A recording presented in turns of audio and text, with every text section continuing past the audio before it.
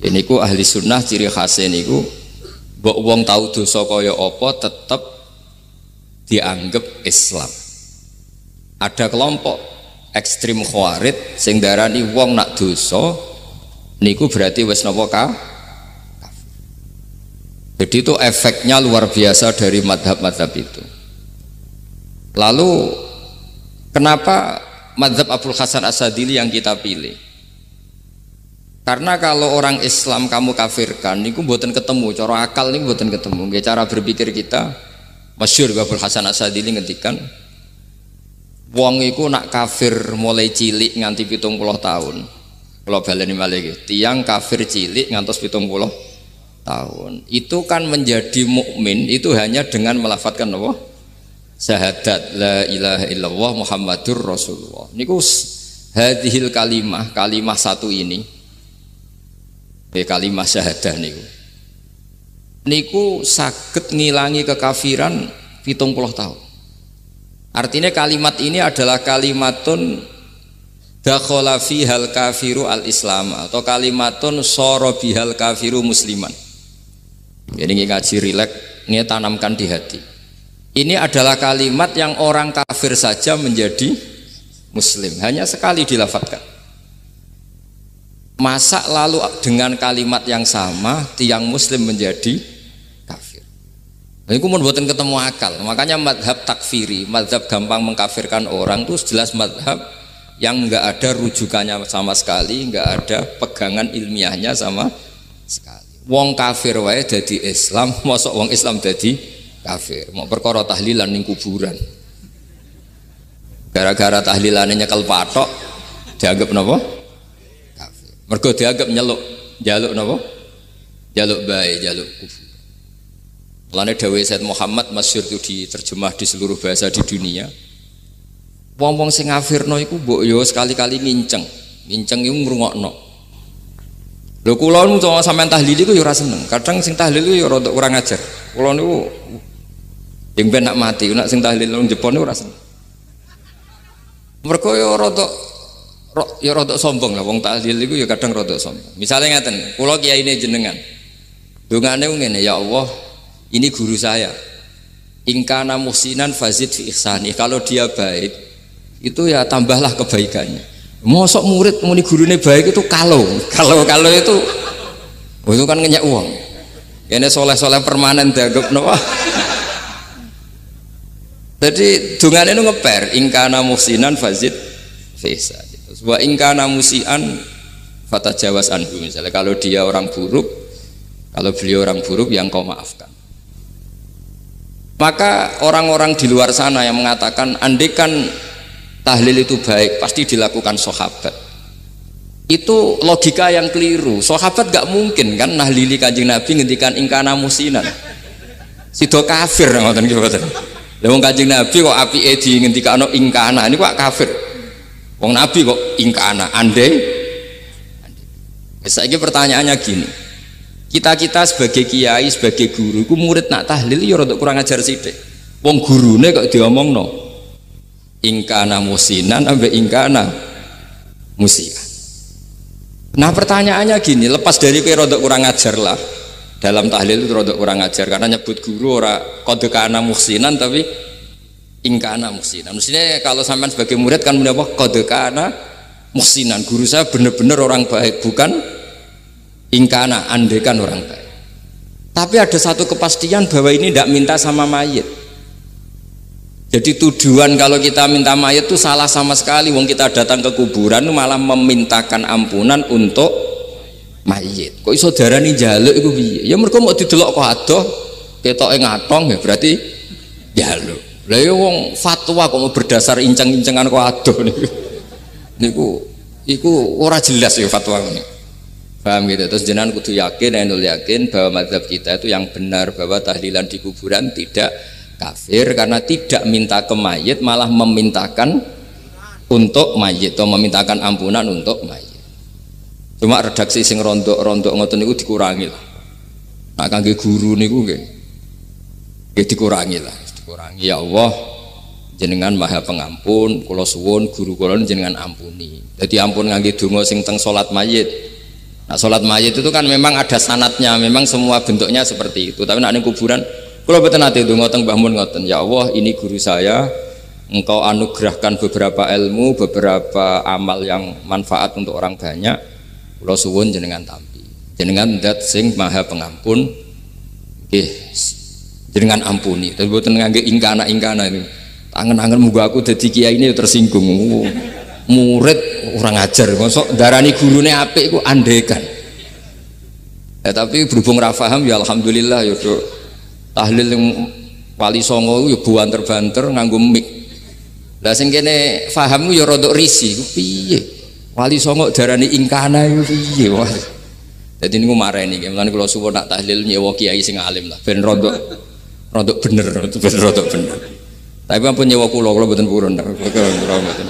Kalau nu gak ada pondok, jadi buatan saya masyhur susah diundang orang kecuali yang ada hubungan guru, hubungan sarang. Karena beliau lama sekali ngajar di MGS. Beliau Gus Maksum itu lama ngajar di MGS. Jadi saya itu hanya datang di orang-orang yang pernah khidmah di sarang, terus yang pernah keluarga sepuh. Saya datang ke Jakarta ke Pak Quraisy Shihab itu ya karena Pak Quraisy itu lama sekali bikin diskusi tafsir, akhirnya saya termasuk pengajar di pondok beliau. Jadi faktornya ya hanya karena itu, bukan yang lain. Terus kula suwun nggih jenengan kedah yakin kalau faham takfiri yang memudahkan mengkafirkan orang lain itu faham yang salah, karena itu bahaya. Terus bahaya kedua secara fikih itu nanti repot. Kalau nanti di salah satu seminar itu sudah mau zuhur, ketemu satu narasumber yang gampang mengkafirkan orang, itu separuh masjid kebetulan mereka banyak yang bisa ngaji itu terus nggak sholat zuhur. Tanya sama mereka, lu kok nggak sholat zuhur ini sudah masuk waktu? Kan sholat hanya wajib untuk orang muslim, kita akan kafir. Ya karena dikafirkan tadi kan, kalau kita akan dikafirkan. Akhirnya gak kafir, sholat. Efek dari mazhab itu panjang. Kalau betul faham mereka itu betul, berarti yang sudah kafir, orang kafir itu wajib sholat enggak kan? Itu malah panjang kan, karena terus menjadikan orang Islam tidak sholat.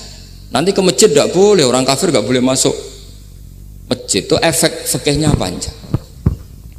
Jadi kalau suwon mazhab Abil Hasan Asyadzili niku dipegang. Nah itu madhab beliau itu implementasinya di teng kitab Hikam nih. Karena Hikam itu putu murid yang paling bisa mengimplementasikan, menjelaskan cara pandang madhab Abul Hasan Asyadzili sing dados thariqah Syadziliyah. Terus ketiga, itu cara pandang itu detail itu jelimet. Mesti sampean ora kepikiran. Misalnya begini. Ketika ada orang salah jenengan marah, itu sebenarnya karena salahnya apa karena hal yang lain? Normalnya orang itu berpikir karena salahnya, itu keliru cara Abul Hasan Asyadzili. Pasti kamu marah itu karena ada hal lain. Misalnya kita pembantu elek kriting mecahno gelas, mesti langsung mbok amuk. Alasannya mecahno gelas. Tapi nek sing mecahno iku wong ayu, kowe iso ngamuk. Kowe iso ngamuk wong ayu. Mecahno gelas lah. Kok gelas lemari, rasa gelas. Sama, kamu janjian sama orang, wongnya nyulayani janji, mesti mbok maki-maki. Katanya jam 10 kok udah datang gini-gini. Nah, tapi kalau yang terlambat itu wong sing ngutangi kowe iso ngamuk orang sing ngutangi kowe. Atau sing terlambat itu komandannya, atasan kamu, atau kiainya. Nah, artinya gini, ketika kamu marah atas nama terlambat, itu sebetulnya karena terlambat atau karena hal lain. Nah, maksiat juga gitu, cara pikirannya Abul Hasan Asyadzili. Ketika kowe roh misalnya cawe wedok maco naik ninja atau apa, mesti kowe darani wah luput suwuk. Tapi nak dikandani, niku putune jenengan. Mesti langsung ya Allah jenengan sepunten. Jadi sebenarnya kita kebencian sama orang lain tuh karena kebetulan tuh tidak keluarga kita. Coba kalau itu keluarga kita, pasti kayak mikir ulang. Kowe gedeng wong ra salat, Mesti sebabnya dua, satu tidak sholat, dua kebetulan itu tidak anak kamu. Kalau itu anak kamu, kamu pasti istighfar berhari-hari untuk dimaafkan Allah, bukan maksud no. Tapi kalau orang lain kue, pertanyaannya sebetulnya kamu benci itu karena tidak sholatnya, apa karena plus dia tidak anak kamu? Nah itu pikirannya Abul Hasan apa? Kue ngamuk itu gelas pecah, itu perkara itu pecah gelas apa plus yang pecah no elek. Nah itu pecundang kita, itu cara pikiran Abul Hasan. Kita ini pecundang, pecundang itu nggak fair. Apa? Betul fair. Nah, itu terus beliau diantaranya punya cerita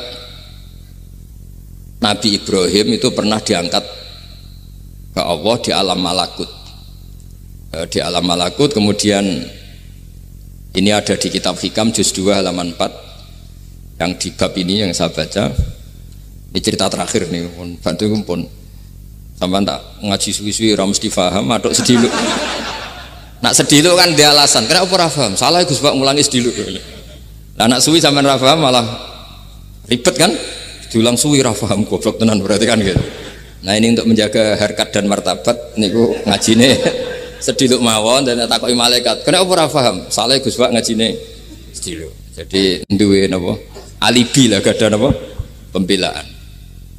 Nabi Ibrahim itu diangkat di alam malakut karena beliau seorang nabi melihat orang maksiat, ditanya sama Allah, ya Allah itu orang-orang maksiat tuh makan dari rizkimu, menempati bumimu dan semua fasilitas engkau bikin.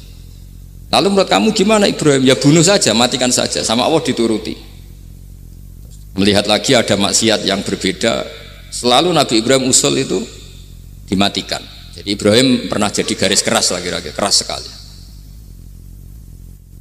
Lalu suatu saat Nabi Ibrahim itu disuruh nyembelih Ismail. Disuruh nyembelih apa? Ismail. Baru disuruh nyembelih Ismail, Nabi Ibrahim tanya, ini anak saya ya Allah, ini samratu fuadi, ini buah hati saya, kenapa engkau nyuruh menyembelih? Sejarah ngetikane pangeran, apa kamu tidak ingat ketika tak angkat di alam malakut beberapa hambaku kamu usul supaya tak bunuh? Cara Jawane, cara Jepone kuwi ora rasane dadi aku. Aku iku pangeran sing gawe aku enak wae usul-usul kon mateni jare. Saiki gentenan, saiki anakmu sembelih. Rumangsamu udah di pangeran gak sayang mbek kaula. Kowe tak dadekno nabi ku kon dakwah ora kon mateni. Nabi Ibrahim nangis. Nah inilah perbandingan bagi kita. Sebenarnya saat kita benci maksiat itu sebetulnya di hati kita itu tidak hanya maksiat, kita ada dak fairnya, plus itu dak orang yang terkait dengan kita. Jika misalnya mau wangkel, misalnya penyanyi sing piye mau wangkel, suatu saat penyanyi ku WA aku, mas aku ya gelem dadi bojomu, hilang mangkelmu kan. Jadi pecundang, kita ini sebetulnya pecundang. Nah, syukur-syukur memang makom kamu sudah tinggi, memang benar-benar benci karena maksiat, paribasane wayu gelembok rabi tetap mangkel. Tapi saya tidak yakin soleh-soleh seperti ini imannya sampai seperti itu tidak yakin. Dan saya kalau yakin begitu berarti keyakinan salah itu salah dan bodoh itu, karena itu nggak terbukti. Makanya ini kitab baru kalian kitab hikam, karena ini acara ngaji hikam kula waos sedikit mawon kula waos ini jawabannya Nabi Ibrahim ketika disuruh nyembelih Ismail teng halaman 4 juz 2. Allahumma hadza waladi wa samratu fuadi wa ahabbun nasi ilayya fasami aqailan yaqul ama tazkurul lailah allati sa'alta fiha ihlaka abdi awama ta'lamu anni rahimun bi ibadi kama anta syaqiqun bi waladik. Jadi Ibrahim, anak kamu sembelih. Kata Ibrahim, ini enggak mungkin Gusti, ini buah hati saya, kenapa engkau minta ini tak sembelih? Apa kamu tidak ingat pernah mengusulkan saya menghabisi sekian hamba saya? Kalau kamu bisa sayang anak kamu, saya juga sayang hamba-hamba kue nak we. Mikir. Jadi makanya kalau suwon kita ini hidup harus insaf. Nak kira dia duit, iku yo mangkel tenan loro tenan. Terus bojomu mbok kon sabar pas kue ra ngekeki duit, iku yo ora fair. Wis ben-ben ngamuk.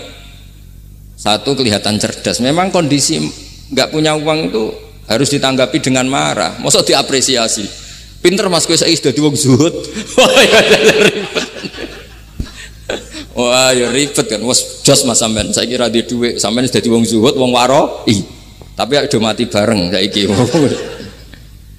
Jadi sebetulnya Allah bikin emosi itu andaikan boleh dibahasakan wis dipikir. Walau la dafwa inna safa'dhum bi ba'dil fasadatil ard. Jadi bumi ini sebaiknya itu diisi dengan sekian perbedaan. Tapi tidak konflik loh, perbedaan dengan konflik itu beda. Saya ulang lagi, bumi ini sebaiknya diisi dari sekian apa? Perbedaan, karena justru itu bagus. Saya itu berkali-kali bilang, andaikan tidak ada pikiran kedua, ini dunia ini sudah rusak. Harus ada pikiran kedua. Misalnya ono wong kok terlalu apik mbek kanca, mesti bojone sampet. Wong gak men ngopi mbek kancane, ra tau ngapi mbek bojone. Tapi kalau ngopi mbek bojone terus, mesti kancane sing sampet. Wah, jok rabi lali kanca. Ribet. Manusa itu ribet. Kados kula dugi mriki ini hormat Gus Maksum. Nggih mungkin tok ganjaran. Tapi untuk dosa sidik-sidik ninggal pondok. Jadi ya sudah. Ya mau tidak mau karena memang hidup itu tidak banyak pilihan. Ada orang sering ibadah di masjid sholat itu ya bagus. Tapi dia pasti tidak baik dalam sistem sosial. Umpama wong soleh kabeh ning masjid itu donya akeh sing mati. Karena tidak ada tim SAR paling murah. Loh iya kan, wong kecelakaan itu penolong pertama itu orang yang di masjid apa sing tukang ning dalan-dalan. Artinya sing ning masjid iktikaf mesti ra duwe ganjaran nulung wong kecelakaan. Artinya ada kebaikan yang pasti nggak bisa dilakukan orang yang sedang di masjid.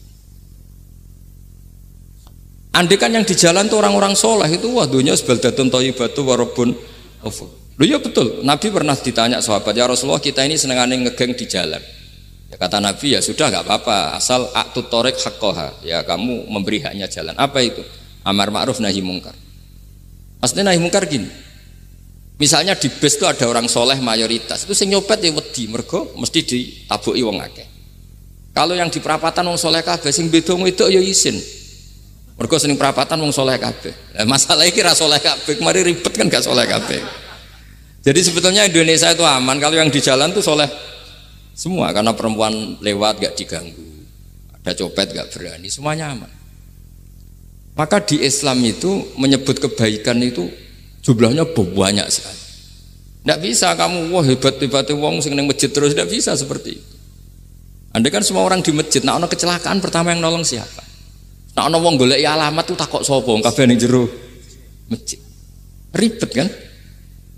Nah, makanya ini Quran bikin aturan wala taq'udu bikulli siratin tu'iduna wa tasudduna an sabilillah. Yang enggak boleh itu duduk di jalan sambil mengganggu atau mengancam hal-hal yang baik. Tapi kalau duduk di jalan justru membantu hal-hal yang baik, maka ini disyariatkan oleh Islam.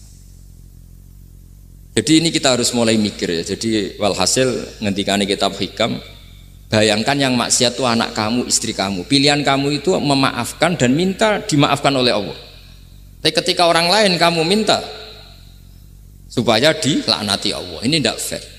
Jika kita diajari guru-guru kalau minta ampun ighfirli wali walidayya wali jami'il muslimina wal muslimat, masih dikata wali jami'il muslimina al muslimat wal mu'minina wal mu'minat. Itu filosofi yang luar biasa, kata jami' semuanya ya Allah engkau maafkan. Bukan keluarga saya tok, siapapun yang berkontribusi terhadap Islam ini engkau maafkan.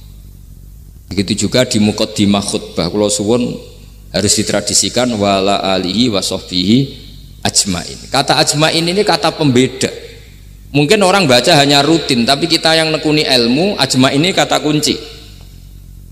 Fa inna ahlas syiah akramu sahabiyan wa ahanu sahabiyan akhar.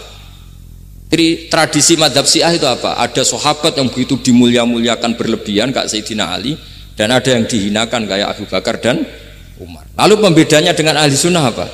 Kita menghormati sahabat wa sahbihi ajmain. Jadi hadhil kalimah kalimatun fariqah. Ini kalimah pembeda. Jadi ajmain buatan kalimah rutin terus ono jimati ono kasiate ini buatan. Kita maklumatkan ke seluruh dunia bahwa mazhab ahli sunnah ditandai dengan wa ala alihi wa sahbihi ajmain. Makanya dawuh Mbah Hasyim wa nukrimu ahlal bait wa nukrimu jami'a ashab Rasulillah sallallahu alaihi wasallam. Wa nukrimu jami'a ashabi Rasulillah sallallahu alaihi wasallam. Ciri utama madzhab Ahlussunnah apa? Menghormati keluarganya Nabi dan menghormati seluruh, ada kalimat apa? Seluruh sahabat. Jadi kata ajma'in itu kalimatun fariqah atau kalimatul fasl. Kalimat yang membedakan mana madhab Syiah dan madhab ahli sunnah apa? Itu kalau jenengan ngaji teng Gus Maksum napa teng Kiai Haji Maksum, di antara madhabnya sinten? Nabi Ibrahim yang diceritakan Abdul Hasan apa? Asyadili, kebencian kepada maksiat, kita semua pasti benci maksiat. Tapi gak fair kan, yang satu kamu laknati, yang satu kamu doakan. Ujung-ujungnya apa? Ada unsur hadun nafsi. Kalau yang terkait dengan jenengan mbok dongakno di sepuro, nah yang nggak ada terkait mbok pasutno. Ini kan tidak fair, padahal sama-sama apa? Maksiat. Kalau suwon polemik tentang ketentuan gimana hukumnya ziarah kubur, ya hukumnya baik karena mendoakan atau memintakan ampun untuk yang mati, bukan meminta sama yang mati. Udah Sayyid Muhammad kena arah percaya rungokno wong didelok kok ado pancen yo ngeri kan, patoke diusap-usap bariku ndonga delok kok ado kan iku njaluk kuburan padahal mayite ngeluhe perkara mau. Kadang nek sing kiai ini rapati iso ngaji sampean ingkana wali kok diarani napa?